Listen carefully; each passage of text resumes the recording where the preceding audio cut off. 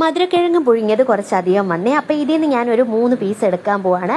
അതിൻ്റെ കൂടെ അതൊന്ന് ഉടച്ച് വെച്ചിട്ട് അതിൻ്റെ കൂടെ ഞാൻ 2 cup green piezo white piezo നല്ലതുപോലെ വേവിച്ചതാണ് ചേർക്കുന്നത്. അതൊന്ന് കുഴച്ച് വെച്ചിട്ട് അതിലേക്ക് 2 ടേബിൾ സ്പൂണ് കടലമാവ്, 1 table spoon ginger garlic paste, 1 table spoon പെരിഞ്ജീരകം, നിങ്ങളുടെ എരിവിന് ആവശ്യത്തിന് പച്ചമുളക് ചതച്ചത്, 1 table spoon garam masala, 1 table spoon chat masala, മഞ്ഞൾപ്പൊടി 1/2 ടീസ്പൂണ്, ഉപ്പ് നിങ്ങളുടെ സ്വാദിനാവശ്യത്തിന്. ഇത്രയും കൂടെ നല്ലതുപോലെ ഒന്ന് തേച്ച് കുഴച്ച് ഈ ഒരു ഷേപ്പിലാക്കി വയ്ക്കുക.